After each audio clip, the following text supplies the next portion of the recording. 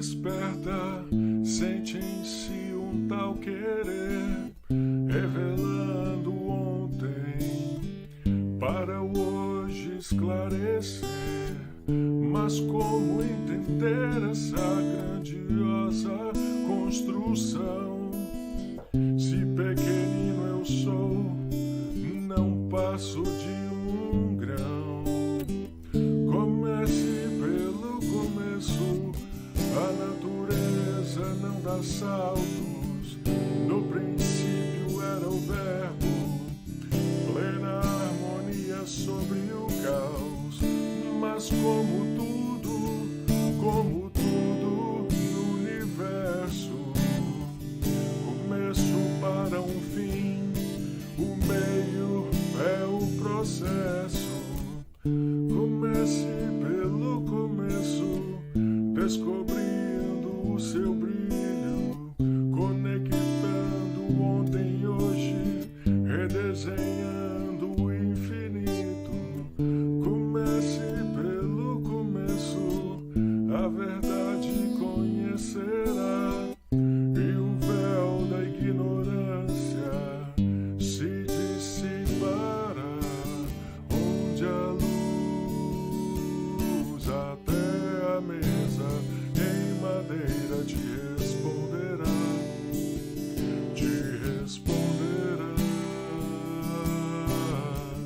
e as vozes do além não se calarão, seja em sonho ou profecia, mediunidade em doação, do princípio ao infinito, construção de grão em grão, até que a cruz se faça luz em cada coração. Mil perguntas com respostas em receita para o bem, do átomo ao arcanjo, pelas vozes do além. Comece pelo começo, a natureza não dá saltos. No princípio era o verbo, plena harmonia sobre o caos. Mas como tudo no universo, começo para um fim, o meio é o processo, onde a luz até a mesa em madeira te responderá,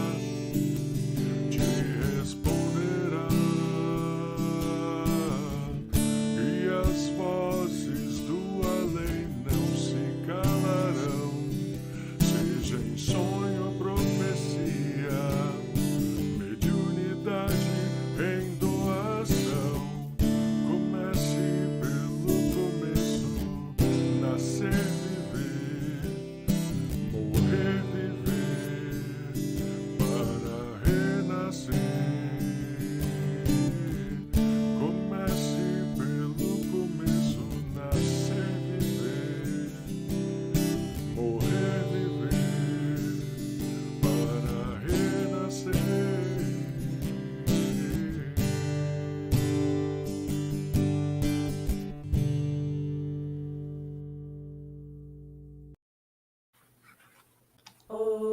Oxu maré, lê, lê, lê, maré. Oxu maré, lê, lê.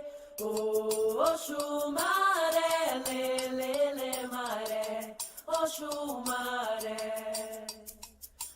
Nossa terra tem cruzeiro, tem canto e sabiá.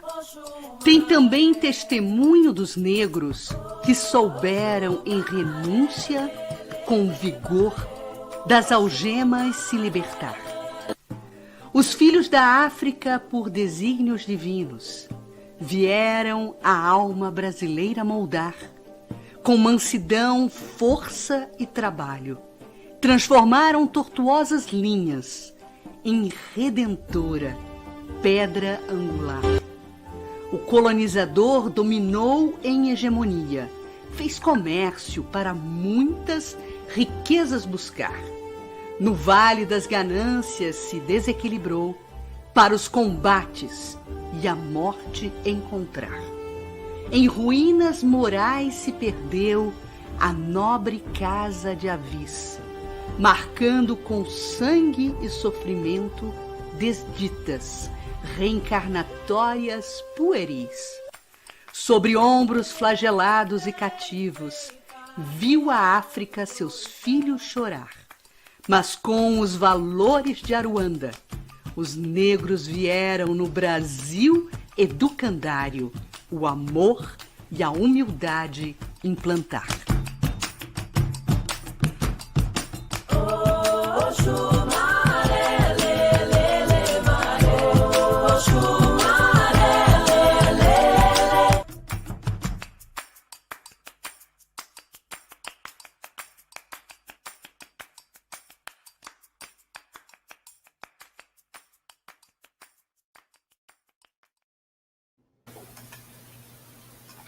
Boa noite, amigos. Que alegria em mais um estudo, encontrar todos vocês nessa oportunidade maravilhosa de aprendizado.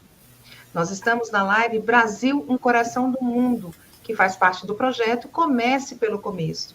Projeto desenvolvido pela Federação Espírita do Estado de Goiás, a FEEGO, carinhosamente chamadas por todos vocês de FEEGO Flix. Nós adoramos esse nome que vocês nos deram. E é uma alegria muito grande ter todos vocês aqui conosco. Esse projeto está sob a coordenação da área de estudos do Espiritismo e da comunicação social espírita. Eu sou Valéria Cúrcio, mulher de meia idade, cabelos castanhos na altura do ombro, olhos castanhos e uso óculos e estou vestindo uma blusa preta. E hoje nós não teremos a participação, ficamos tristes, de Denise Balot e nem de Camila Fará. Denise está na Seara do Mestre fazendo uma palestra presencial na região dela e Camila está com os seus compromissos profissionais. Mas importamos do Evangelho a nossa querida Carla de Paiva. Boa noite, Carla. Oi, Valéria. Boa noite. Boa noite a todos os nossos irmãos e irmãs que estão aí nos assistindo. Uma alegria imensa estar com vocês aqui na noite de hoje, né? Visitando aqui a terça-feira. Mas agora do lado de cá, porque a gente está sempre assistindo, né? Do lado de lá, participando, não dá para perder. FEEGO Flix é realmente imperdível, um estudo melhor do que o outro. Então, é um prazer imenso estar aqui com vocês. Aproveito, então, a oportunidade aqui. Além de agradecer vocês que estão aí, né? Agora ao vivo, também agradecemos aos nossos parceiros de transmissão, que estão retransmitindo a nossa live, que ela está sendo passada, então, nos canais do Facebook, da Federação Espírita do Estado de Goiás e da Livraria FEEGO, e os canais do YouTube, da TV Goiás Espírita, Rede Amigo Espírita, TV CERJ, além da nossa FEEGO aqui também. Então, é um prazer, nós agradecemos a todos vocês.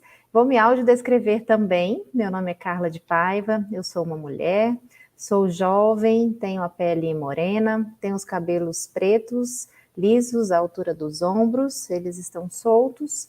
Eu tenho os olhos pretos também. Eu estou usando uma roupa de alça roxa. Eu estou sentada e atrás de mim é uma parede lisa de fundo claro. Lembrando a todos, até para a informação de todos, que a coordenação de área de comunicação social espírita, ela está comigo e com a Carla. Nós estamos nessa dobradinha. Então, a área também quando eles falam assim, a chefe está aqui, a Carla também. Agora a chefe também está aqui. Então, podem agora, viu? Agora a chefe também está aqui. Agora são as duas. Mas é uma alegria muito grande ver todos vocês acompanhando. E quero agradecer também as pessoas que têm enviado um e-mail para nós, né, para o e-mail da comunicação acs@feego.org.br, nos falando da alegria de participar do estudo, como está sendo importante, dando sugestões. Então, nós agradecemos muito. No final, eu vou deixar de novo o e-mail, porque aqueles que quiserem também nos enviar alguma mensagem, colocar para a gente lá sugestões, são sempre muito bem-vindas. E lembrando todos vocês que na série Comece pelo Começo, nós estamos fazendo o estudo das obras fundamentais da doutrina espírita e nós escolhemos para estudo as obras da editora FEB, né, tradução do Guilherme Ribeiro, para a Revista Espírita, também da editora FEB, tradução de Evandro Noleto, e hoje, como nós estamos no Brasil, Um Coração para o Mundo, nós estamos acompanhando, seguindo os capítulos do livro Brasil, Pátria do Evangelho. Peraí, que eu já confundi. Coração do Mundo, Pátria Coração do do Evangelho. Mundo, Pátria do Evangelho, que eu vou falar o nome da live, que toda vez eu confundo, de Humberto de Campos, psicografia de Chico Xavier. Então, é uma alegria muito grande, e todos esses livros você encontra na FEEGO Livraria, que está à disposição a loja virtual, também a loja física.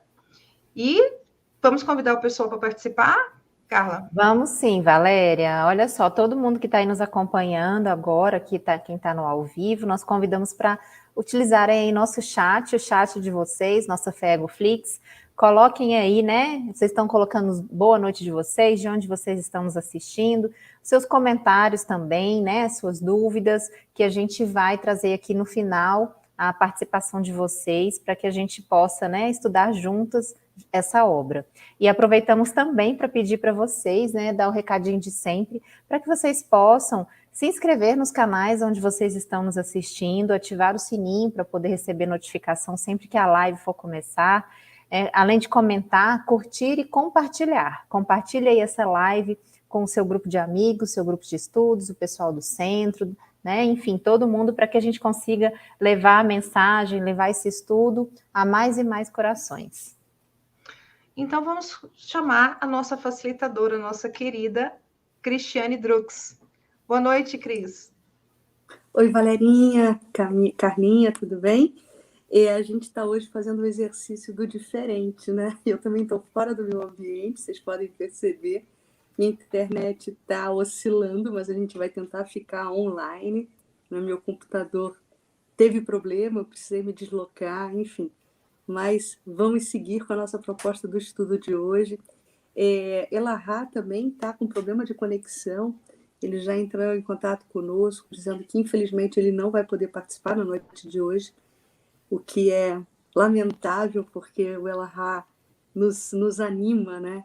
E ele traz contribuições importantíssimas para as nossas reflexões, mas teremos o nosso companheiro Elahá no próximo encontro, na próxima edição de Um Coração para o Mundo. E na noite de hoje, Valéria e Carla, como vocês já colocaram, nós vamos tratar do capítulo 5º, né, da obra Brasil, Coração do Mundo, Pátria do Evangelho, ditado a Chico Xavier por Humberto de Campos. E a gente está justamente tratando, nesse 5º capítulo, sobre os escravos, né, que foi uma das facetas constituintes da Pátria do Evangelho. E é muito interessante, e eu já recorrendo ao texto de Humberto de Campos, pontuo como ele, autor espiritual, começa esse capítulo, recuperando a ideia, né, de que Jesus vai novamente ter um momento de diálogo com Ismael a respeito do planejamento estratégico traçado para o nosso país. E, Cris, antes de você começar, vamos até fazer a prece. Eu esqueci completamente, está vendo? Já estou no embalo aqui. Desculpa. Hoje nós estamos todos nos diferentes. Eu até embolei o nome do livro. Outro. Verdade. Vai lá, desculpa. Então, vamos lá, fazer a prece. Gente, convidamos vocês aí, cada um de vocês nos seus lares, quem se sentir à vontade de fechar os olhos. Vamos elevar o nosso pensamento ao alto. Vamos agradecer a Jesus por mais uma oportunidade de estarmos aqui reunidos para uma noite de estudos. Hoje, unidos aí através da vontade de estudar e entendendo que dificuldades existem, que o diferente existe e que ele pode ser bom também. Agradecemos por essas oportunidades que nos trazem também aprendizado.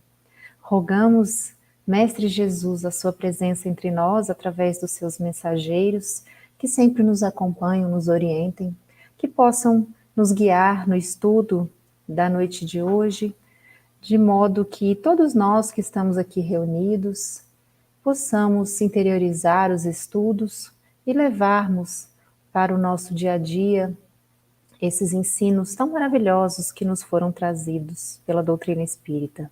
Muito obrigada, Senhor, por mais essa oportunidade. Que assim seja. E antes de passar a palavra à Cris, quero chamar a atenção dos amigos para os vídeos iniciais que nós estamos colocando nessa live, né? Fora a música, né, que o Robson bem carinhosamente nos presenteou sobre a série Comece pelo Começo, a Cris está produzindo vídeos maravilhosos justamente com a temática do Brasil. Então, eu convido a todos vocês que acompanhem com atenção esses vídeos iniciais, porque eles tocam profundamente nossos corações. Então, acompanhem com muito carinho, justamente até eu dou um tempinho para todo mundo chegar, para ninguém perder o vídeo, né, de introdução. Então, hoje, com o capítulo 5, Os Escravos, passamos a palavra para a Cris e ficamos aguardando os comentários, as perguntas no chat, que eu e Carla vamos ficar acompanhando e retornamos daqui a pouquinho. Com você, Cris, agora. Obrigada, eu chamo vocês. E espero que em breve, só para fazer uma rápida explanação sobre o capítulo, e aí a gente já vai querer aproveitar Carla e Valéria nessa interação conosco. Mas, meus amigos, então, como eu falava, Humberto de Campos inicia esse capítulo, né, recuperando a ideia desses encontros pontuais que Jesus manteve com seus prepostos, especificamente no caso do Brasil com Ismael.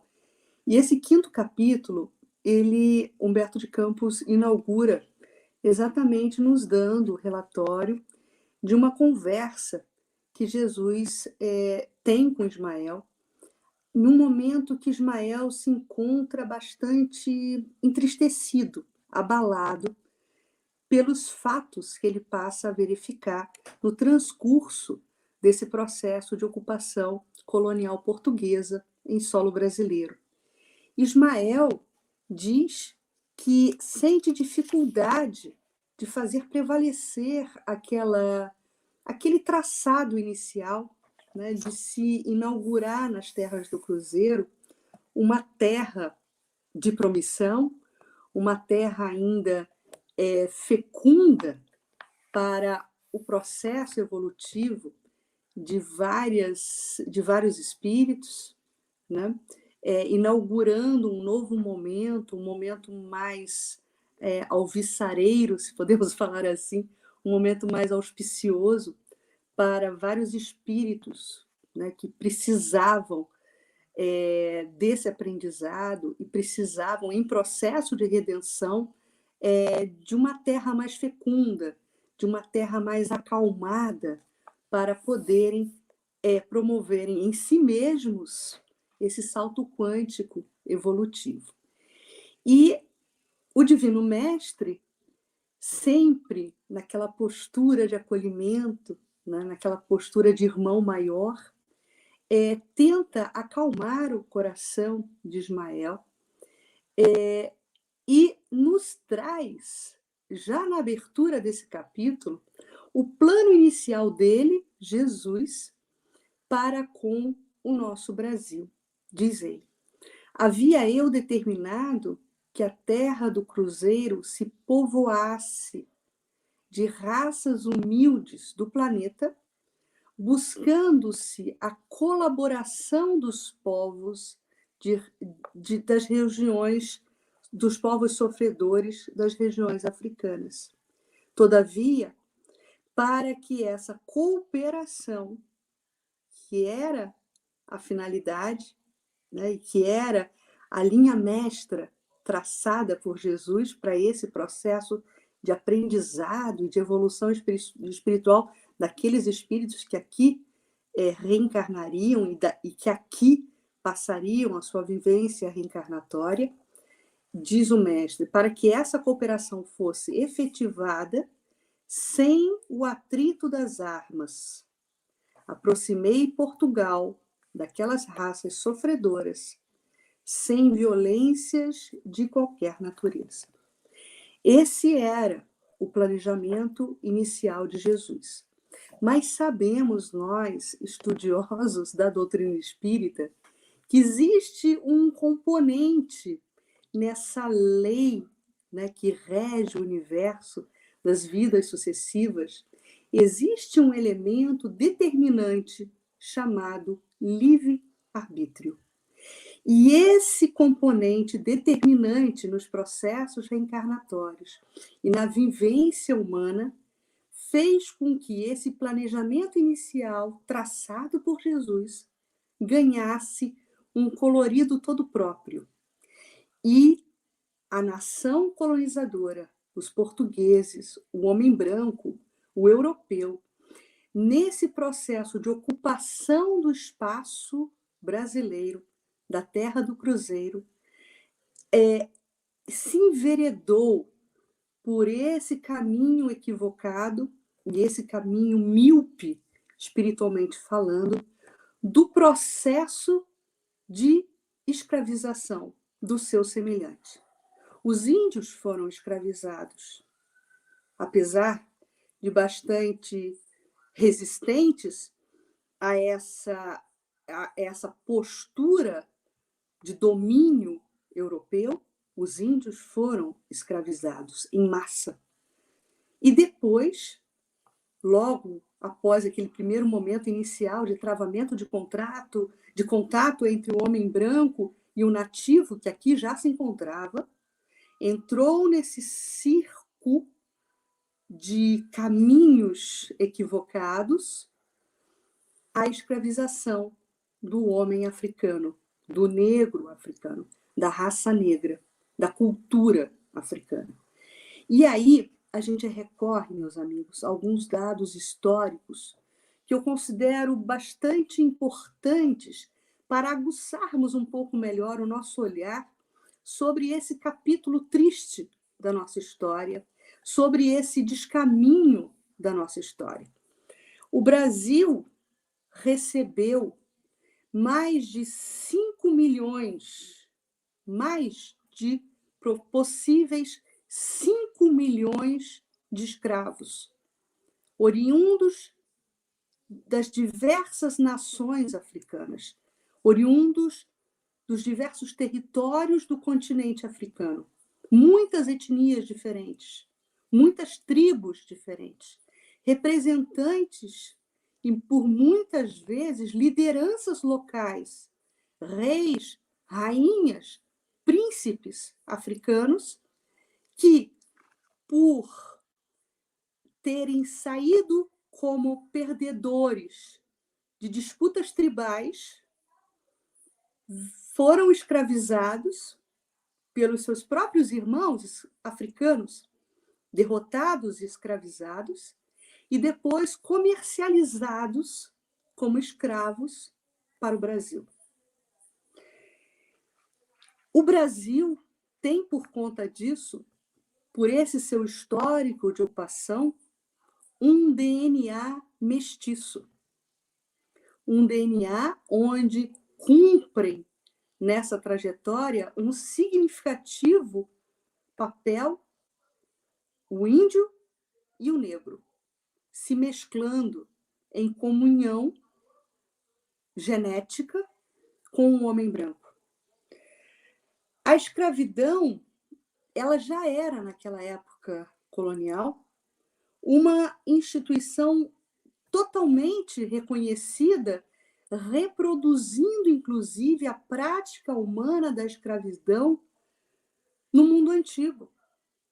Se formos migrar um pouco mais além no passado, nós vamos encontrar essa prática escravocrata já no Egito Antigo, e depois em Roma, um outro grande império, o Império Romano. Então, o processo de escravizar um irmão próximo, um semelhante nosso, faz parte da natureza humana ainda equivocada. E, por essa razão, falar de uma reparação histórica baseadas na questão de raças e etnias é uma posição um tanto quanto ingênua, uma falácia, porque o fundamento da escravidão não foi a questão racial, não foi a cor. Isso já fazia parte, já faz parte, infelizmente, da nossa propensão humana ainda equivocada de descontinuarmos ou de não observarmos ou de estarmos num posicionamento rebelde perante a lei de igualdade, que faz parte de um dos arcabouços da lei maior, que é a lei divina, a lei de liberdade, né? Enquanto o homem ainda tiver consigo o traço do egoísmo, o traço do orgulho, o traço da vaidade, vai existir sempre esse perigo iminente da tentativa de se sobrepor sobre um irmão, nesse exercício equivocado de poder para nutrir, para se autoalimentar nesse processo centralizado e nesse processo egoístico, nesse processo do egoísmo, da prática do egoísmo. A cultura escravocrata começou a mudar, né, nesse processo de tendência humana, a mudar quando os cristãos fizeram um acordo, um pacto entre si, de que, no caso de uma guerra, um cristão, após essa guerra, não faria outro cristão de um escravo. E a exceção a essa regra, tínhamos no cenário, né, desses pós-combates, desses cenários pós-guerra, o muçulmano, né, ainda tentando escravizar o cristão. Mas havia esse pacto, os cristãos eles não se escravizavam mais mutuamente. E aí existem várias situações históricas que eu posso citar aqui como exemplo, como a própria reconquista da Península Ibérica, onde havia ali todo um pacto, né, entre lideranças europeias de não adotarem mais essa prática do pós-guerra de um cristão escravizando o outro. E também existia na Idade Média, né, uma regra monástica, uma regra disseminada e exercida pelos monges, né, dos mosteiros medievais, que dizia ora et labora, que quer dizer, né, orar e laborar, orar e trabalhar, rendendo homenagens a esse processo de que o homem nobre, o homem temente a Deus, é justamente aquele que opera, é aquele que labora, é aquele que trabalha. E essa questão da Idade Média, ela vai repercutir, inclusive, no comportamento colonial, né? Entendendo que todo aquele homem ou toda aquela mulher que se dedica ao trabalho está sendo, em relação a Deus, uma pessoa justa, uma pessoa boa, porque está laborando. E também é uma grande falácia, e talvez seja uma grande ingenuidade, quando nos debruçamos sobre o processo da escravidão, principalmente aqui no Brasil, da forma como ela foi desenvolvida, o entendimento de acharmos que os senhores de escravo não tinham os escravos como sendo coisas ou como sendo simples objetos. Não, eles eram encarados como pessoas não, digamos assim, não equiparadas aos seus senhores, mas havia em relação a eles, né, uma visão de um irmão em cristandade, um irmão que precisava, inclusive, ser batizado. Havia essa regra. Todas as crianças, a igreja impunha que todas as crianças escravizadas precisavam, todos os seus senhores de escravo, precisavam batizar os seus escravos. ninguém batiza um animal, né? Então, essa visão meio que teatralizada que os senhores de escravo viam os escravos como animais, isso é algo que foi maximizado, né, por esse olhar distraído de alguns que interpretam a história. O escravo era considerado uma máquina de trabalho e era considerado a ele, e era dado a ele algum mérito por isso. O escravo não era considerado um animal, mas o orgulho e a vaidade desse homem colonizador, o orgulho e a vaidade e o exercício desse orgulho e dessa vaidade fazia com que essa relação fosse uma relação desastrosa. Essa relação entre o escravizador e o escravizado fosse algo que traduzisse as mais terríveis propensões humanas, né? A escravidão africana, ela começa no Brasil no século XVI. Os primeiros navios negreiros, né, com a mercadoria negreira, desembarca aqui no litoral brasileiro por volta de 1530, aproximadamente, né? O interesse pela escravidão era financeiro, não era um interesse racial. Os negros, eles não foram escravizados por conta da sua cor de pele. Eles foram escravizados por toda uma contingência particular, né? Toda uma situação particular por conta das tribos africanas que viviam em guerras. E esses vencidos dessas guerras eram, né, pela cobiça humana, vendidos e comercializados como escravos. Os próprios africanos vendiam os seus irmãos em nação como escravos, né? Não era o homem branco que simplesmente invadia o território africano, subtraindo do território africano africanos. Não era bem assim que acontecia a história. Havia a conivência dos seus próprios irmãos da própria raça. Para vocês dimensionarem o quanto pode ser maximizado essa questão da cobiça, a questão da ganância humana, né? Então, a escravidão, ela foi fruto e foi consequência de uma cobiça humana. Era tido como um grande comércio lucrativo. O negro vendido na costa africana era uma força de trabalho barata, já acostumada com a agricultura, com o processo da mineração. Então, vejam vocês que os primeiros grandes ciclos econômicos do Brasil foram marcados, já falamos aqui no programa, sobre o pau-brasil. Logo na sequência, tivemos o ciclo da cana-de-açúcar, né? As usinas, os engenhos, usinas é mais para hoje em dia, os engenhos açucareiros do Nordeste do Brasil.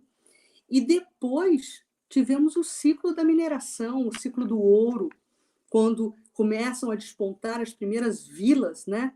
Vilas das Minas Gerais. E o negro africano, agricultor, minerador, ele já aporta na nossa nação, aporta no nosso Brasil, com um componente muito interessante para aqueles senhores de escravos, para aqueles senhores de terras, porque o negro ele já era habilidoso, o africano já era habilidoso na agricultura e já era habilidoso também nesse processo da mineração. A escravidão, meus amigos, foi o principal componente do sistema econômico brasileiro durante aproximadamente 400 anos. Os escravos africanos que chegavam ao Brasil tinham todas essas técnicas e, com isso, já traziam de forma dadivosa o seu contributo para o aperfeiçoamento das tarefas que eram operacionalizadas aqui no Brasil, né? Para localizar as minas, cavar as minas, técnicas que eram desconhecidas até aquele momento pelos europeus. Então, mesmo sob a injunção da escravidão, o homem negro, o homem africano, ele já chega no Brasil colaborando para o aprimoramento e para o progresso desse processo econômico, né? Eles sabiam tecer, as manufaturas eram, nesse momento ainda inicial, colonial, proibidas, mas era facultado aos escravos e aos negros o exercício da tecelagem, algo que eles já dominavam desde a África. Então, eles já trazem as suas qualidades artesanais, né, as suas especificidades culturais, para irem enriquecendo esse amálgama de raças que é o nosso Brasil. Características da escravidão brasileira, né? Os primeiros africanos começaram a chegar, como eu falei, por volta de 1530, 1550, né? Trazidos por meio, né, dos horrores do tráfico negreiro. O aumento da demanda de mão de obra levou justamente à prosperidade, né, esses comerciantes de escravos, né? A escravidão no Brasil, ela sempre teve esse componente da possibilidade da alforria. E nesse tema e nesse aspecto também existe um grande mito, né, da alforria, porque aqueles africanos e aqueles escravos negros que não alcançavam a possibilidade de somarem economias para a compra da sua alforria, né?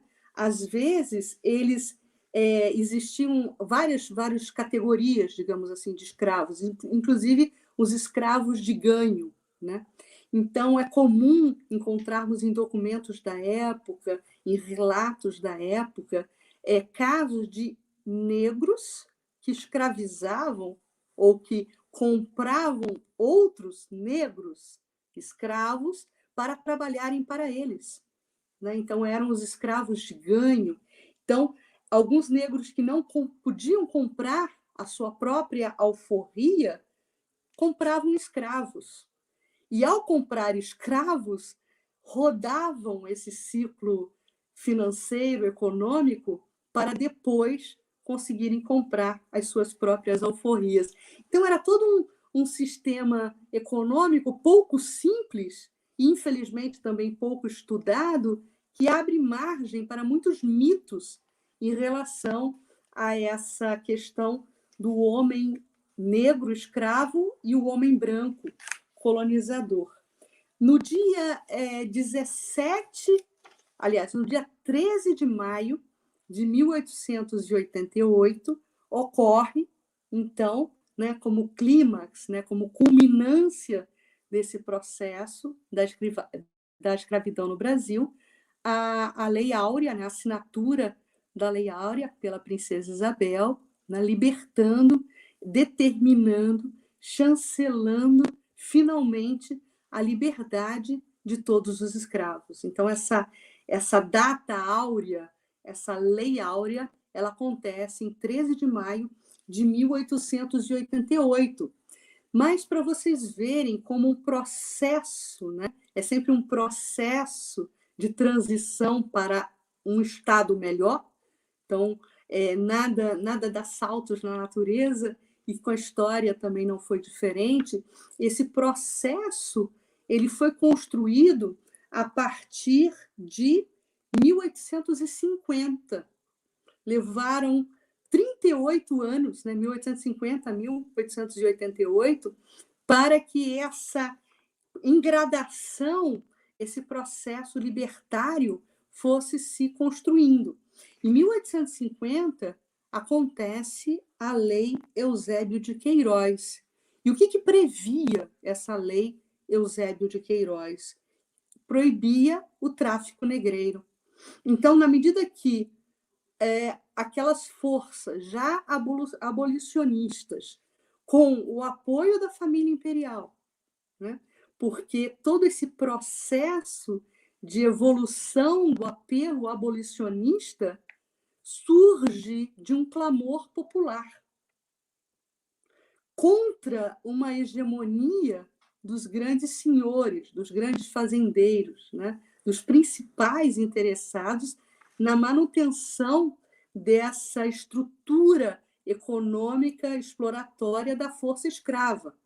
Mas o clamor popular já fazia, nesse momento, na segunda metade do século XIX, uma grande pressão para que fosse sufocada aquela iniciativa, né, já rotineira do tráfico dos escravos a partir dos navios negreiros. Então, é proibido, naquele momento, pela Lei Eusébio de Queiroz, o tráfico negreiro.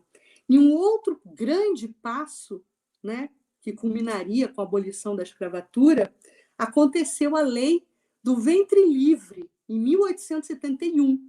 Então, a partir da promulgação dessa lei, toda criança nascida a partir daquele momento da Lei do Ventre Livre, em 1871, também conhecida como Lei Rio Branco, passaria a nascer fora das injunções da escravatura. Passaria a nascer já livre.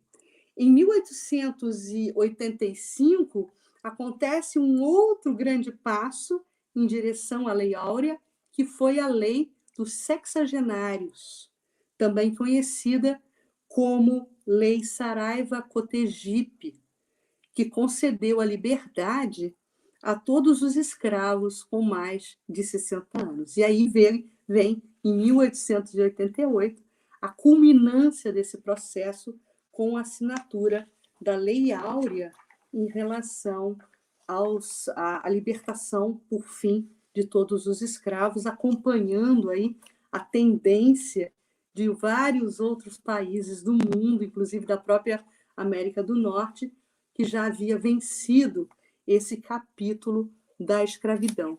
Então, voltando novamente para o capítulo de Humberto de Campos, onde ele descreve a questão da escravidão, eu gostaria de destacar ainda uma posição muito assertiva de Jesus nessa conversa de acolhimento a Ismael, onde Ismael se mostra muito desestabilizado, né, por conta de tudo que ele passa a enxergar nesse descaminho humano em relação ao processo de colonização da pátria do Cruzeiro. E aí Jesus, de uma forma muito assertiva, e eu vou ler na íntegra, né, a recomendação que Jesus faz a Ismael, ele diz o seguinte sobre essa postura equivocada do colonizador branco, né, especificamente falando do povo português. Ele fala assim para Ismael: eles terão a liberdade de humilhar os seus irmãos em face da grande lei do livre-arbítrio. Por isso que a gente destacou essa característica, né, do livre-arbítrio, que é algo fundamental para os nossos estudos espíritas. A grande lei do arbítrio independente, embora limitado, instituído por Deus para reger a vida de todas as criaturas, dentro dos sagrados imperativos da responsabilidade individual. São sempre expressões que a gente gosta de sublinhar aqui. Sagrados imperativos da responsabilidade individual. Mas, aí vem a contrapartida, mas os que praticarem o nefando comércio sofrerão igualmente o mesmo martírio, que é a famosa lei de causa e efeito. Nos dias do futuro, quando forem também vendidos e flagelados em identidade de circunstâncias. A nossa vida, desse momento, desse aqui e agora, é apenas um capítulo da nossa vida imortal enquanto espíritos eternos, né? Então, o homem que escraviza certamente irá, como processo de burilamento, como processo de expurgo, como processo de aprendizado, vivenciar a opressão alheia em uma vida futura. E é isso que Jesus está apontando para Ismael, que existe toda uma lei universal de justiça e amor, e todos os filhos não fogem a essa regra, né? Na sua sede nociva de gozo, os homens brancos ainda não perceberam que a evolução se processa pela prática do bem e que todo o determinismo de nosso Pai deve assinalar-se pelo amai ao próximo como a vós mesmos. E aí, para finalizar esse capítulo, tem uma frase mais para o final, no último parágrafo, dizendo o seguinte, uma frase belíssima de Humberto de Campos, que a gente usou, inclusive, no vídeo de abertura. Através das linhas tortuosas dos homens, realizou Jesus os seus grandes e benditos objetivos. Através das linhas tortuosas dos homens, Jesus sempre realiza os seus objetivos, benditos objetivos.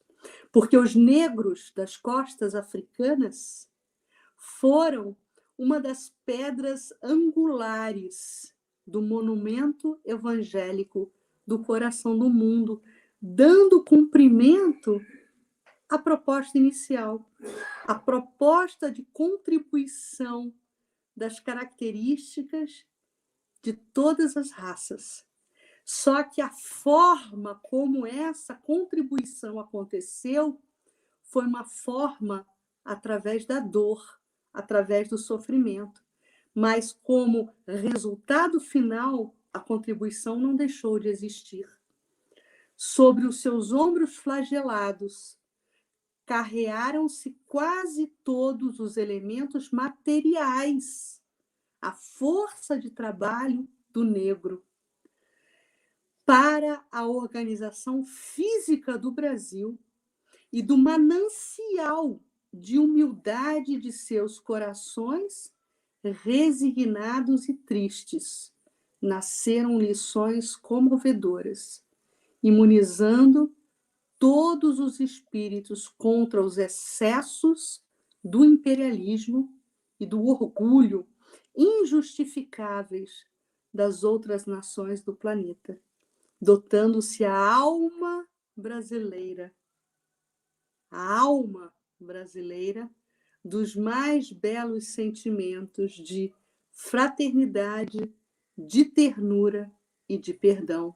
Então, nesse encerramento do capítulo, Humberto de Campos volta a atestar a importância do papel dos irmãos africanos, os negros, nessa composição, nesse amálgama de raças que é o grande celeiro do mundo, né? O grande coração do mundo e a pátria do Evangelho. Meninas, eu acho que eu tentei fazer aqui uma varredura. Gostaria de contar agora com a presença de vocês aqui para a gente começar a entabular essa conversa aí com o público. Nossa, eu tinha tantas perguntas, mas tem tantas perguntas no chat também que a gente... Né? Tem, bastante. O pessoal tá participando bastante. Com comentários. Isso. Mas antes até da gente começar, eu me emocionei bastante, Cris, porque a gente observou pessoas, cidades participando que normalmente a gente não estava vendo. Então, eu já quero aproveitar agora e começar agradecendo o pessoal de Porto Alegre, Saquarema, Caiapônia, São Carlos, Araraquara, Brasília, Cachoeira do Sul, Petrópolis, Volta Redonda, Vila do Café Alegre, Florianópolis, Uruaçu, Campos Belos, Rio de Janeiro, Seropédica, São Sebastião do Passé, Joinville, nossa Lili, Uberlândia, Bela Vista, São João del Rei, Timbaúba, Faina, Miguel Pereira, Abadiânia, Teófilo Otônio, Imperatriz, São Carlos, Aracaju, Ribeirão Preto, Passo Fundo, São Paulo, Jataí, Santa Vitória do Palmar, Santa Bárbara do Oeste, Recife, Lauro de Freitas, São Carlos, com o nosso Otacílio, que está aí acompanhando também, pessoal de Flórida, de Nova York, e de Toronto e de Lisboa. Nossos agradecimentos por estarem acompanhando esse estudo junto com a gente. Ele é muito importante para nós e, principalmente, essa participação de vocês é maravilhosa. Mas, Cris, quando você foi trazendo, foi falando, eu fui fazendo até um questionamento. Teve alguém que fez um comentário, mas ainda bem que nós já evoluímos. E aí eu fico perguntando, será que realmente a gente já tirou esse orgulho, né? Até foi muito bom você trazer essa questão, porque muitas vezes a gente, historicamente, né, a gente estava até discutindo isso antes, né? Que a gente não conhece a história do nosso país na escola, a gente realmente não vê ali realmente tudo que deveria ver. Então, a gente normalmente vê o negro, quando ele foi traficado, né, que teve a escravidão, a gente via historicamente ensinado que ele era aquele ser que não tinha cultura, aquele que não tinha conhecimento, por isso que ele foi escravizado. E você trouxe justamente o contrário. Ele tinha o conhecimento, ele tinha a força de trabalho, ele tinha toda o know-how, por exemplo, de logística de trabalho ali para a agricultura, para a mineração, por isso que ele foi trazido para o Brasil. Então, a gente começa até a entender um pouquinho isso aí. Mas eu fico me perguntando, Cris, será que a gente realmente já tirou esse orgulho da gente? Será que a gente já trata, por exemplo, as pessoas que estão em posição inferior a nós com respeito, com dignidade? As pessoas, por exemplo, que trabalham no nosso lar, né, que fazem um trabalho no nosso lar, será que eles são tratados com dignidade? Será que nós respeitamos o trabalho, cumprimos a carga horária, cumprimos todas as leis trabalhistas, né? Respeitamos a pessoa? Então, na hora que você foi trazendo, eu fiquei pensando, e alguém comentou, nossa, será que... não, ainda bem que nós evoluímos, eu fiquei me perguntando, será que a gente realmente já tirou esse orgulho, já evoluiu de olhar o outro com todo respeito e que merece? A gente traz, né, Valerinha? A gente fala eu falo por mim também, né? A gente traz algumas cicatrizes ainda, quase que medievais, desse entendimento deturpado. Que lembra que eu falei daquele conceito monástico, né, do ora e labora? Me veio agora um exemplo muito claro de um cotidiano recente para mim, né? No prédio, aqui na região Zona Sul do Rio de Janeiro, região nobre do Rio de Janeiro, eu vivenciei isso. Uma vizinha minha de porta, mesmo andar, percebeu uma colaboradora nossa que chegava lá em casa para uma faxina e ela utilizava o elevador social para subir, e a nossa colaboradora também, porque não tem sentido fazer distinção entre social e de serviço. Você vai utilizar o elevador de serviço quando você está com roupa de banho, você vai molhar, né, o chão, ou quando você está carregando um volume maior, para não trazer desconforto para quem eventualmente vai entrar no elevador contigo. Mas o elevador de carga é para uso específico, para momentos específicos. O elevador de carga não foi criado para distinção entre seres humanos. E essa vizinha, ela se recusou a subir no elevador com essa colaboradora. E fez questão de dizer, olha, eu vou subir agora, você vai aguardar, porque eu não vou subir junto com você. Ou você utiliza o elevador de serviço, ou você vai esperar, eu vou subir e depois você sobe. Ou você utiliza o elevador de serviço. Então, assim, Valéria, não é questão de pele, não é questão não é questão racial, é preconceito de uma pseudo-nobreza que não cabe, porque somos todos iguais, né? Então, quando essa regra monástica ela caiu em desuso a partir da Idade Média, do ora e labora, o que passou a ganhar vigência para a eclosão, né, dos iluministas, a eclosão do racionalismo que crescia após a Idade Média era...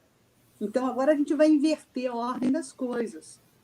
Todo mundo que trabalha manualmente é menos importante daquele que detém conhecimento e daquele que se dedica ao conhecimento. Então, os intelectualizados passaram a ocupar, dentro da pirâmide humana, se existe uma, uma situação de mais notoriedade. E aqueles que eram artífices, aqueles que tinham um domínio do seu trabalho braçal, ou do seu trabalho manual, passaram a um segundo plano. E esse equívoco a gente desdobra até os dias de hoje. Então, sendo mais objetiva e te respondendo, eu acho assim que é impossível o exercício da liberdade sem o nosso distanciamento do orgulho. Porque você nunca vai deixar alguém que caminha ao seu lado livre se você ainda se comporta orgulhosamente em relação ao outro.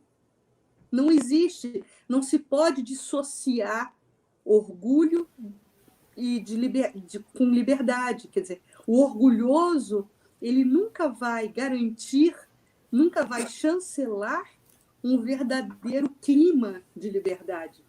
Por isso que a Revolução Francesa cai em um processo de contradição, porque eles hasteavam uma bandeira, né, as lideranças da Revolução Francesa hastearam uma bandeira com princípios de igualdade, com princípios de liberdade, que culminariam em princípios de fraternidade, mas no exercício desses princípios, na dinâmica pós-revolução, o orgulho ainda estava presente entre eles. E a liberdade ela não se configurou. Porque não existe liberdade sem o aniquilamento, o distanciamento do orgulho. Então, isso é uma utopia. Né? Por isso que o processo de escravidão sempre fez parte da cultura humana. Né? A gente abordou isso. Egito, né? Os mundos primitivos, depois a Grécia, Roma, colônias no período mercantilista, e assim vai, porque o comportamento, o vício humano do orgulho sempre esteve presente, aproximando essa prática, né, equivocada da escravidão. Carla, nós temos aqui também o pessoal de Nova Jersey, do Japão, também acompanhando, manifestaram, acho que é amigo seu do Japão, porque ele já mandou um oi para você aqui. Você tem alguma pergunta, Carla? Ou podemos já seguir para o chat? Eu estou olhando, até tem perguntas minhas, mas tem bastante perguntas ali do chat. Eu acho que é melhor a gente contemplar os nossos amigos que estão aí, né, colocando as suas perguntas no nosso chat aí desde do começo da fala da Cris. Acho que a gente já pode trazer, né, Valéria? Eu vou trazer, então, a primeira para você. Olha só, a Diná Aparecida pergunta assim, Cris, como explicar na espiritualidade até hoje a dificuldade do negro na sociedade? Pois é, até hoje ainda residem esses vícios, né? E por conta disso, até hoje, infelizmente, ainda resistem os preconceitos, essa visão equivocada de que eu sou melhor do que o outro, essa coisa infantil, né? Obtusa, míope, de nos acharmos diferentes, melhores ou piores por uma questão de tonalidade de pele. Mas toda experiência humana é também um convite para o nosso próprio aperfeiçoamento espiritual.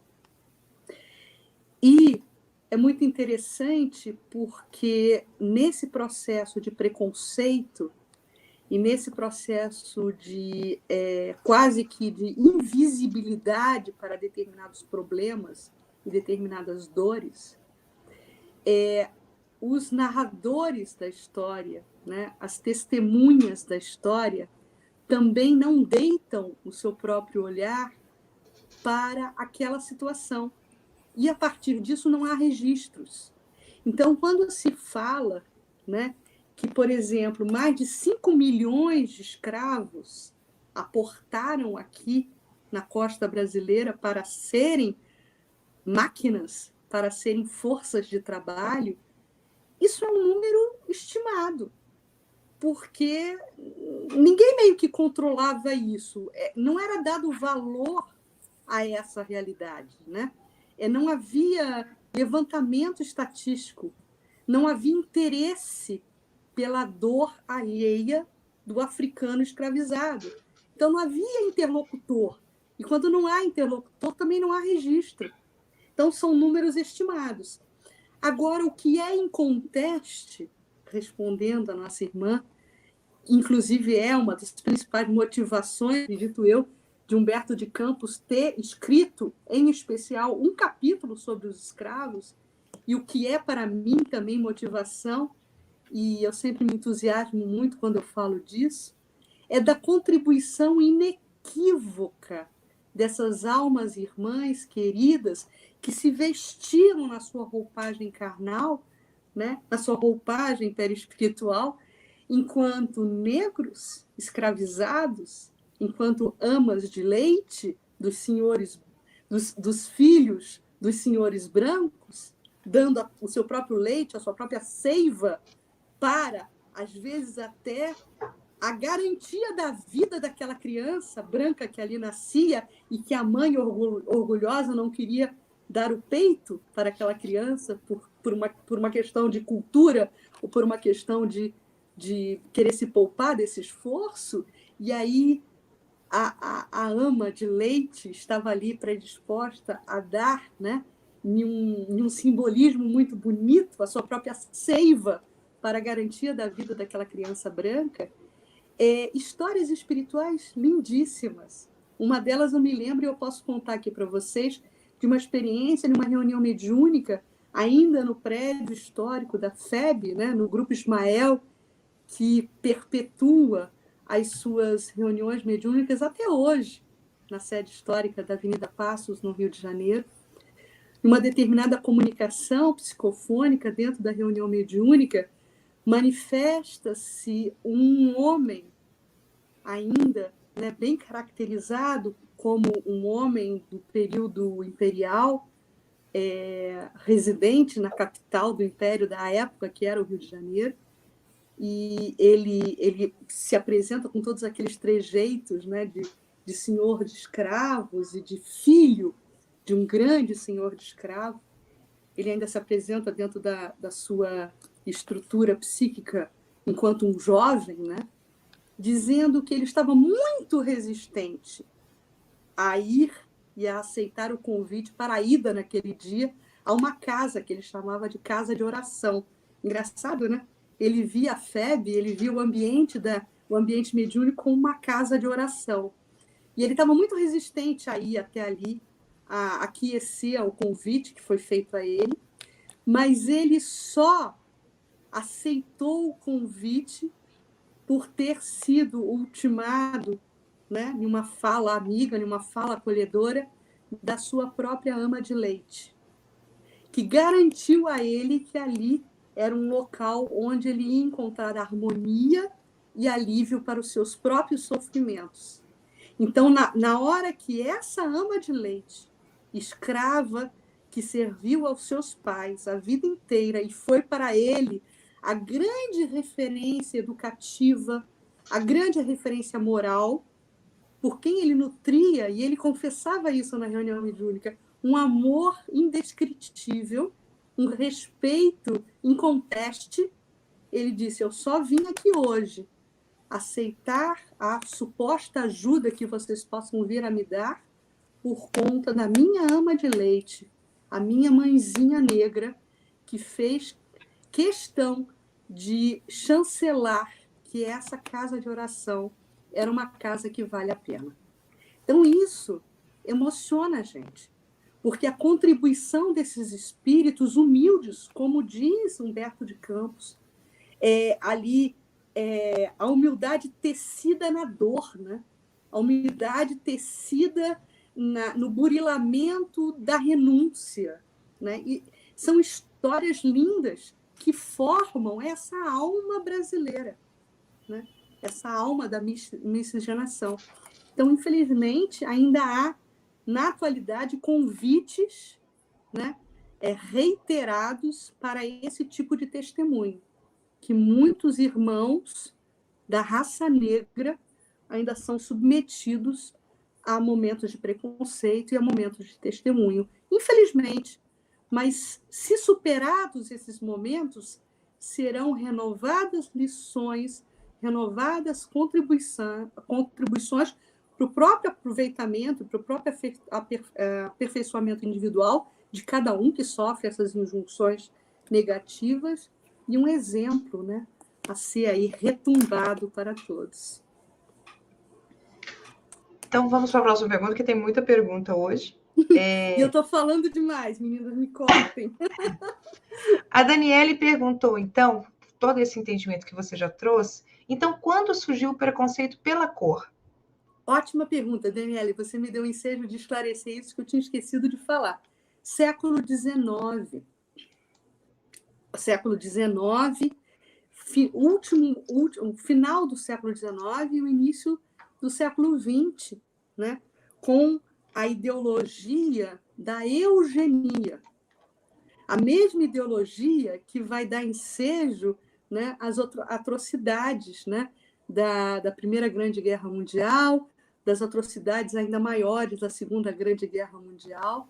Essa filosofia da eugenia é que começa a ser a grande mola propulsora do preconceito racial.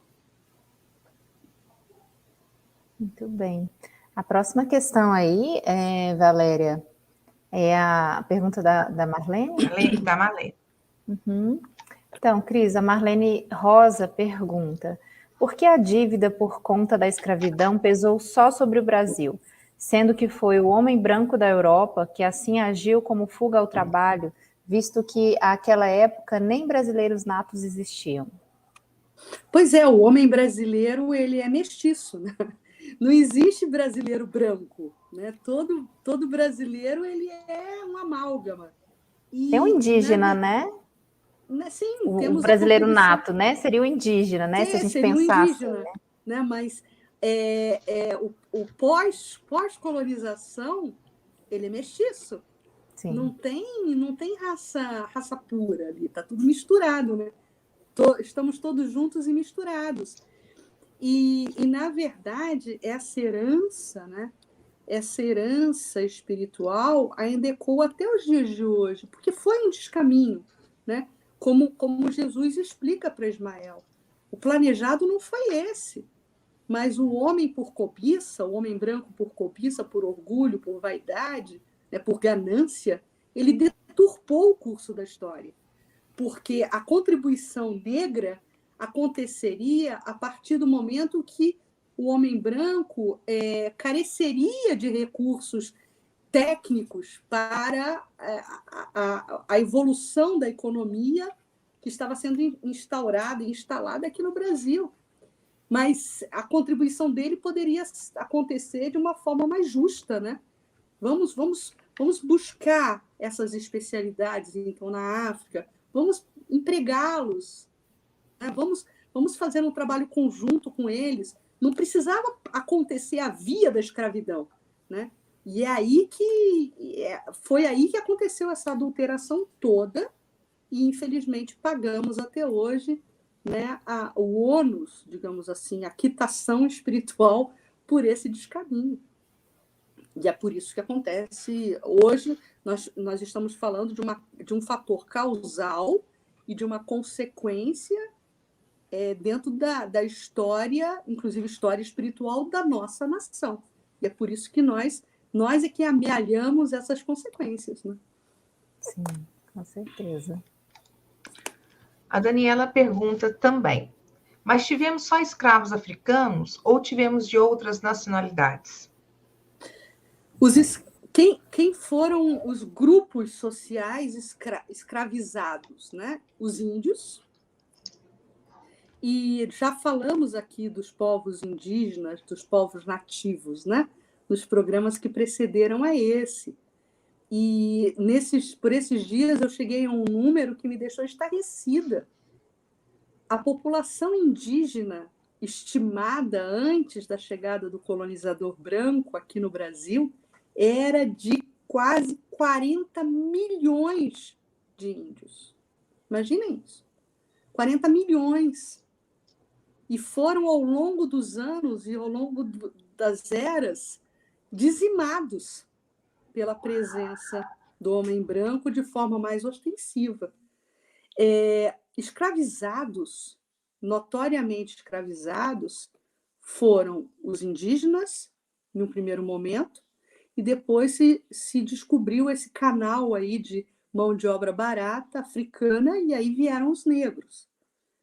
Mas tudo depende da forma como damos desdobramento à palavra escravização. Porque hoje em dia, muitas condições de trabalhos insalubres, muitas condições de trabalhos desonestas, também são, entre aspas, um processo de escravização até hoje, né? E aí a gente vai botar todo mundo nesse saco único, né? E aí não é uma questão de cor de pele, é uma questão de preconceito social que a gente continua escravizando. Com certeza. Acho que faz parte também, como você colocou aí, da ganância, né? Da gente querer se sobrepor, ganhar, ter vantagem em tudo, né? E aí entra, com certeza, a questão racial, né? Mas entram outras questões aí também, né?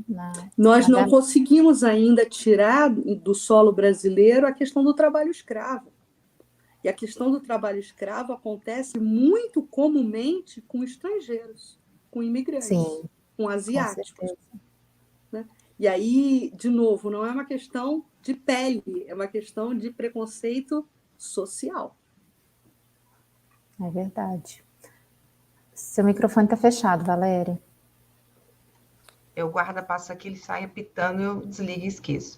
Eu acho que a Cris começou a responder o Géser, mas eu vou colocar a pergunta para a gente ver se a Cris quer completar alguma coisa. Aí, Carla. Olha só, Gessner diz assim: uns falam que a escravidão já estava prevista pela espiritualidade, outros falam que não. Qual a verdade?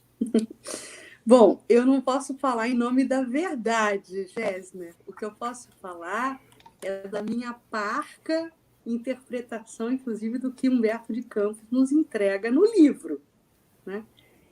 Não existe planejamento superior que trabalhe e que articule com um comportamento equivocado.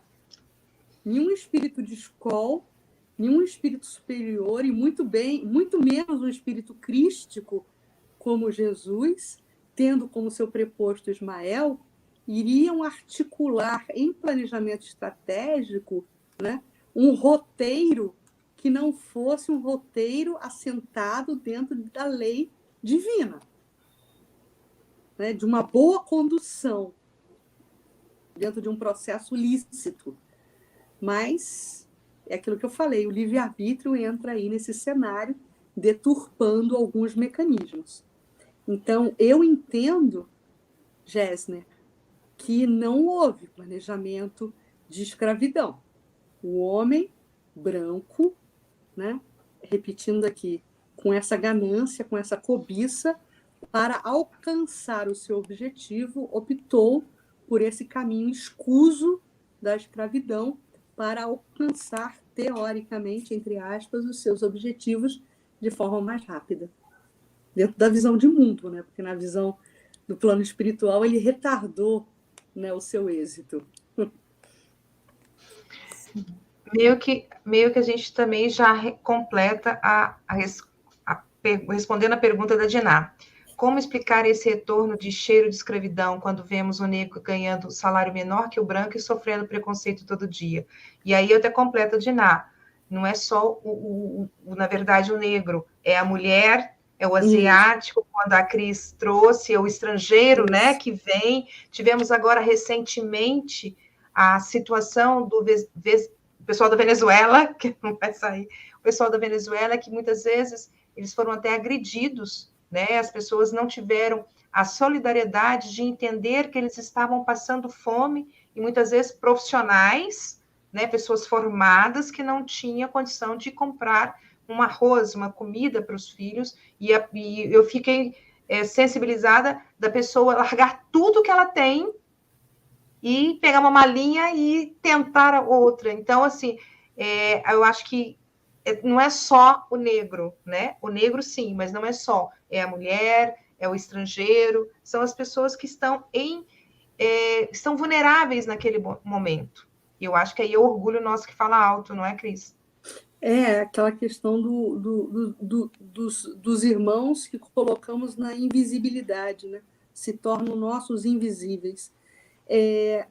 Esse capítulo e essa temática me faz pensar muito e me faz querer muito alterar esse estado de coisas, porque é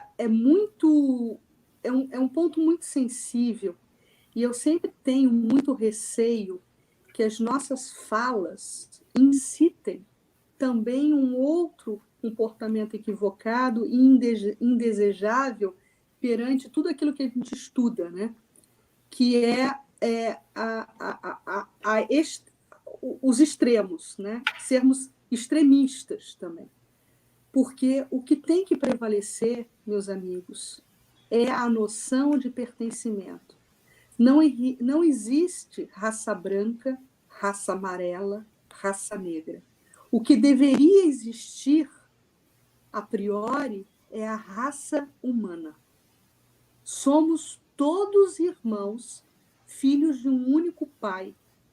E por contingências de forma, nos apresentamos na nossa roupagem carnal, ora brancos, ora negros, ora amarelos, ora com olhos azuis, ora com olhos negros, ora com cabelos lisos, ora com cabelos ondulados, mas isso é fenótipo. Isso é fenótipo, isso é genética. Somos todos de uma única raça, que é a raça humana. Por que eu falo isso?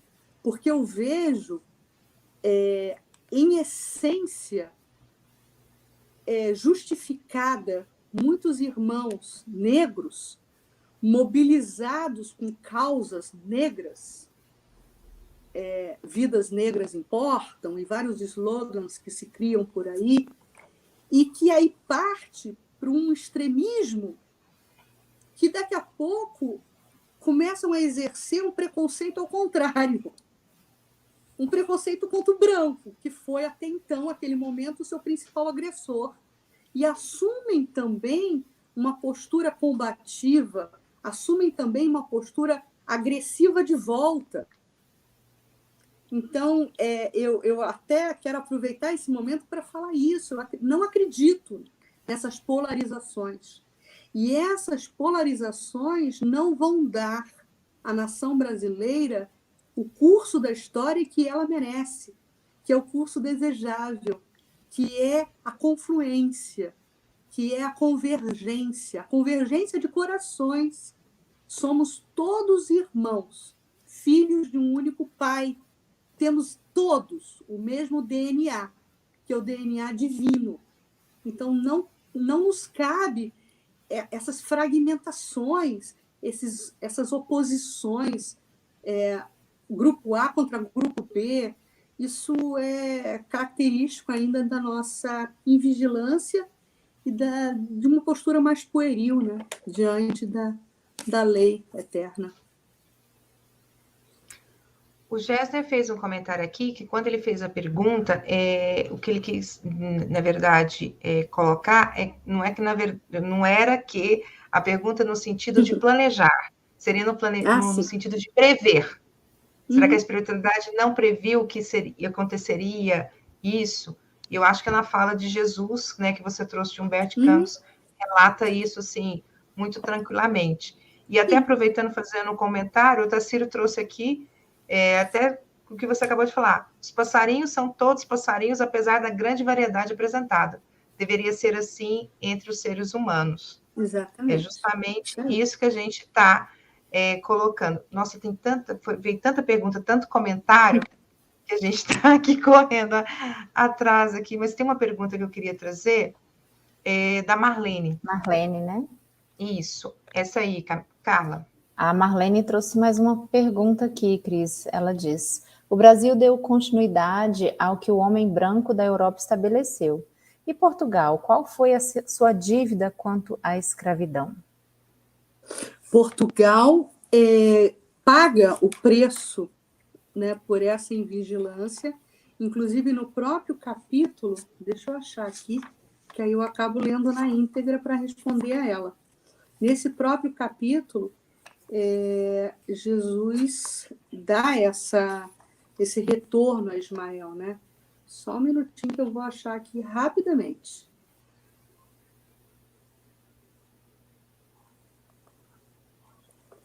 Ele fala inclusive, o Elahá já havia comentado isso aqui com a gente, dos fenícios, né? Aqui.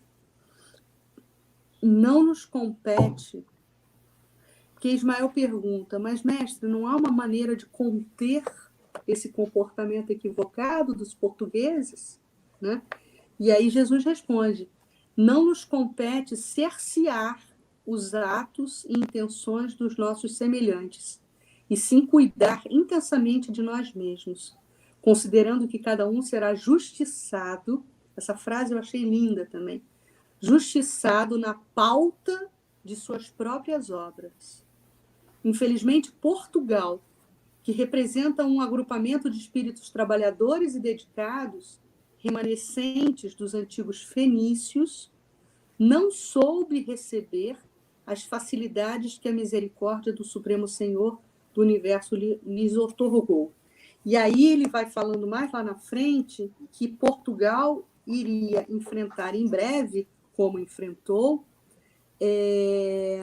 várias lutas sangrentas, lutas horrorosas, onde muitos perderam, né, a vida carnal no combate com os indígenas. Ele coloca aqui, olha, os tupinambás e os tupiniquins, que se localizavam na Bahia, haviam recebido Cabral com as melhores expressões de fraternidade, reagiram contra os colonizadores em um momento futuro, né?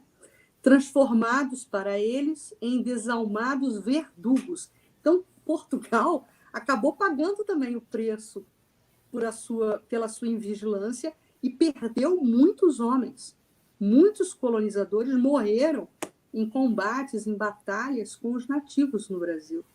Lutas cruentas, olha o que Humberto de Campos descreve, lutas cruentas desencadearam contra os brancos que lhes depravavam os costumes, né? Então, Portugal acabou também pagando, não ficou impune nesse processo, né?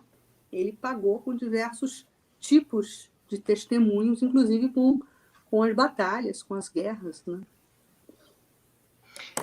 Vamos trazer aqui uma última pergunta, né, porque a gente já está com o nosso tempo extrapolando, porque eu acho interessante, nós tivemos vários comentários, nós tivemos um comentário da Cleidinha, que ela fez um comentário que uma vizinha lá se incomodou porque alguém montou uma tenda na frente do apartamento, incomodou a visão dela. O Tassiro trouxe que quando ele viveu no Rio, ele vivenciou muito essa situação narrada por você do elevador, ele verificou muito isso. Então, nós temos várias situações, vários comentários assim maravilhosos que a gente gostaria de ter tempo para trazer todos.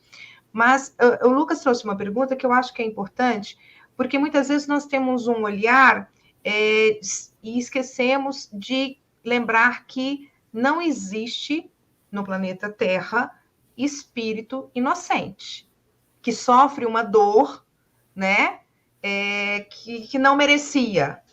Isso nós temos que recordar.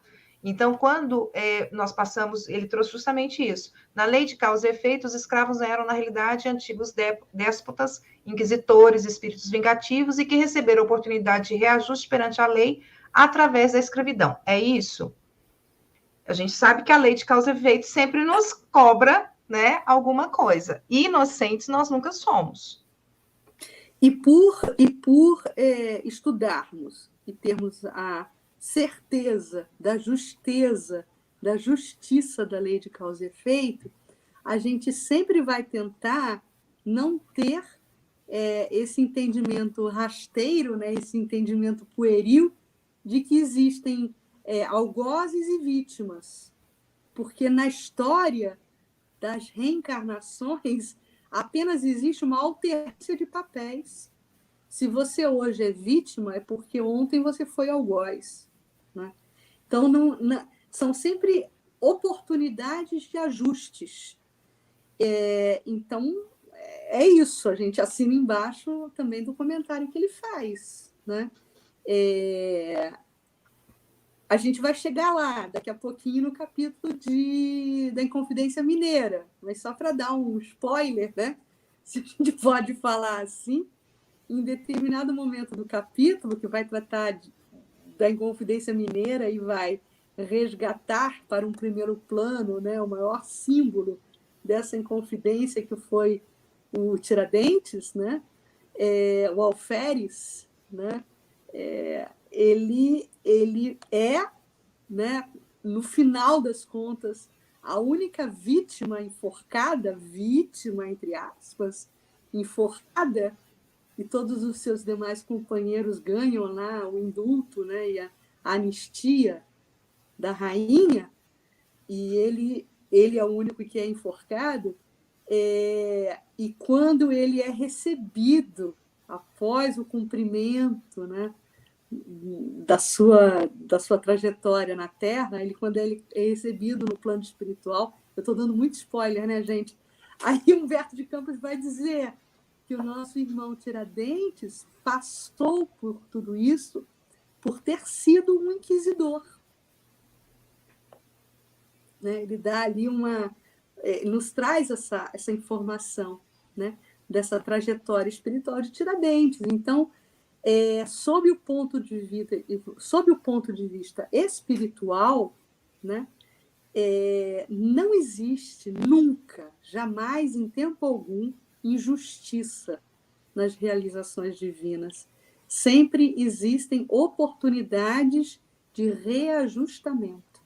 Então, o enforcado Tiradentes estava tendo, naquele momento da sua desencarnação por enforcamento, o grande expurgo da sua experiência inquisitória, né?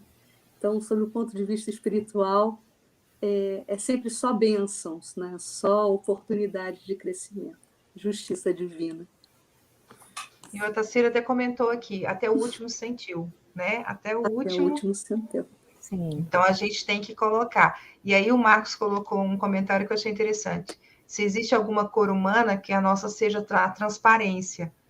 É justamente isso, porque a cada vez nós vamos vir numa roupagem, né? Eu estou até com medo que a Rá está falando que a gente vai, como a gente está falando do Evangelho, a gente vai para outros países, em outras encarnações, a gente está tentando ficar no Brasil. Não, vamos continuar todo mundo juntinho aqui, mas é esse entendimento, porque a gente, os nossos compromissos, a nossa evolução que vai determinar justamente quais são as provas que nós vamos ter, quais são as expiações que nós vamos nos submeter, na verdade, né? Porque é a consciência nossa que nos submete às expiações, e quais as oportunidades de redenção que nós vamos ter. E aí, seja em que roupagem for, né, Cris? Homem, mulher, seja que jeito que nós viermos, que cor de pele nós viermos, qual nacionalidade nós viermos, nós temos que entender que a nossa cor é justamente essa, a do espírito imortal que está em busca da sua evolução. Esse eu acho que é o mais importante para a gente compreender, isso a gente não pode tirar. E aqui eu só queria fazer um comentário, que teve pessoas aqui, desculpa, eu não vou achar, mas assistiram um filme que nós recomendamos na última live, A Missão, né, que foi falado, e assistiram o filme e gostaram bastante. E tiveram vários comentários. Gente, a gente quer agradecer demais os comentários, mas a gente gostaria de realmente de colocar todos, mas o tempo não nos permite. Depois vocês tenham certeza que depois a gente fica acompanhando, lá que a gente termina a live, a gente fica acompanhando, todo mundo fica, a gente recebe com muito carinho. E lá no comecinho, Carla, acharam bom de estar nós duas aqui e já pediram a terceira temporada. Eu vi, Valéria. A gente quer esclarecer, nós estamos conversando, nós estamos nos reunindo, nós estamos só verificando com os facilitadores, com toda a equipe, porque todos nós estamos no momento de pandemia que as nossas atividades dos centros que nós trabalhamos estavam fechadas. Então, nós tínhamos um tempo que nós poderíamos nos dedicar a mais. Nós só vamos confirmar a disponibilidade de todas as equipes para manter nesse formato que está, com essas mesmas equipes, a terceira temporada. Mas já está meio que garantida, né, Carla? Meio que garantida a terceira temporada. A Revista Espírita e o Brasil já estava garantido, porque nós já tínhamos feito compromisso, o Brasil ainda tem, aí nós estamos no capítulo 5, nós temos ainda 25 capítulos para estudar, e a Revista Espírita nós só estamos na terceira. Então, nós ainda temos 9 revistas para estudar, nós já íamos permanecer. Mas podem ter certeza que nós estamos olhando com muito carinho a programação e nós vamos repassar para vocês na próxima semana. E a gente conta com vocês, né? Com todos aí que estão nos acompanhando, o pessoal está pedindo, porque o estudo é para todos nós, né? Vocês que estão de casa aí acompanhando FEGO-Flix, então a gente está falando de terceira temporada, a gente vai ter se vocês estiverem com a gente, né? Porque sem vocês esse estudo não faz sentido, né, gente? Eu até vou colocar aqui, ó, o e-mail, tá? Se vocês tiverem alguma sugestão, nós já recebemos e-mail sugerindo, né? Nós queremos arrumar tempo na grade para conseguir colocar todos os estudos que estão nos sugerindo, e nós estamos adorando, mas nós gostamos muito de receber os comentários, estamos à disposição, nós estamos respondendo todos os e-mails que estão nos encaminhando. Cris, suas considerações finais? Eu me lembrei de uma expressão, né, que o povo irmão e amigo da África utiliza muito na sua cultura, que é a terra de Aruanda, né? Que é essa terra mítica, o paraíso celestial do católico, né? O plano espiritual superior de nós espíritas, e para os irmãos da raça negra, da cultura negra, seria essa terra de Aruanda. Então, na noite de hoje, que a gente possa se dar as mãos e caminharmos juntos para a terra de Aruanda. É o que eu desejo na finalização dessa nossa live, que também não deixa de ser uma homenagem a todos os nossos irmãos negros de matriz africana. Uma ótima noite para todos vocês. Carla? Eu quero agradecer a todos vocês, né? Agradecer a Valéria e Cris por terem me recebido aqui, né? Para poder auxiliar no estudo. Sou convidada, né? Mas é muito bom a gente estar do lado de cá, mas lendo os comentários, querendo participar, segurando para não ficar ali no chat com o pessoal também na conversa paralela. Mas muito agradecida por ter podido participar. A gente sabe que nada é por acaso, né? Nós temos aí os acasos que não são acasos, então estar aqui, né, ouvindo, participando desse estudo, desse capítulo, né, muito importante, que a gente consiga refletir, né, que a gente consiga trazer aí as palavras da Cris, que ela trouxe para nós aí com tanta verdade, né, e emoção para nós, que a gente consiga vivenciar e entendermos aí que somos todos irmãos, né? Que somos uma pátria só, que somos irmãos, filhos do mesmo pai, que estamos aqui para aprender juntos. Estamos juntos, não é por acaso, estivemos já juntos, né? E seguimos aqui mais uma vez juntos, então, que a gente consiga aprender aí e realmente vivenciar os ensinamentos que nós de forma tão clara, né, nos foram trazidos pela Cris na noite de hoje. Então, estou muito agradecida a vocês, né, Cris, Valéria e pessoal do chat também. Muito obrigada, viu? Boa noite. Queremos deixar um grande abraço ao Elahá, né, que não pôde participar por conta realmente da internet. Um grande beijo para a Denise também, nossa companheira aqui, que estava fazendo uma palestra, e a Camila, que está com os compromissos profissionais, né? Camila é professora, final de ano, está, né, cheia das atividades, a gente compreende, mas na próxima, daqui 15 dias, lembrando que na próxima terça-feira é a Revista Espírita, e daqui 15 dias a live é última deste ano do Brasil. Aí nós faremos um pequeno recesso e retornaremos em 2022. Aí nós passamos na próxima semana toda a programação direitinho para vocês. Então, nós queremos deixar um grande abraço a todos, agradecer mais uma vez a participação de todos e deixamos como prece final o poema dessa noite. Um grande abraço. Gestos simples. Casimiro Cunha, por Chico Xavier. Não te proclamas inútil porque te falte vintém. O amor espontâneo e puro é a fonte de todo o bem. Se o desejo de ajudar é a força com que te afinas, resguarda-te na humildade, olha as coisas pequeninas. Toda delonga no auxílio é como luz que se atrasa. Na exaltação do melhor, começa da própria casa.